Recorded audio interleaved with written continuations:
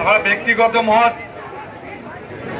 Postmortem report ছাড়া অন্যান্য যা যা হয়েছে তাতে পুলিশ কিন্তু যা করার করে নিয়েছে। একজনকে ধরেছে, সে আদেও সত্যি কিনা আমাদের ধারণার বাইরে, তবে এটা বোঝা যাচ্ছে যে একজন এই কাজটা করেনি, এটা অনেকে মিলে করেছে এবং সেটা কোনো প্রভাবশালী যুক্ত আছে।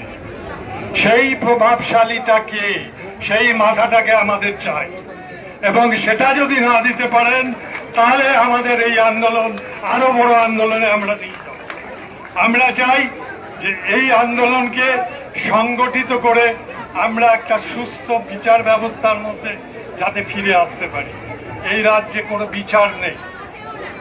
কামদুনি, হাঁসখালি, গেদে, কাকদ্বীপ প্রত্যেকটার ক্ষেত্রেই কিন্তু একই, পুলিশ কিন্তু টেম্পারিং, ম্যানিপুলেশন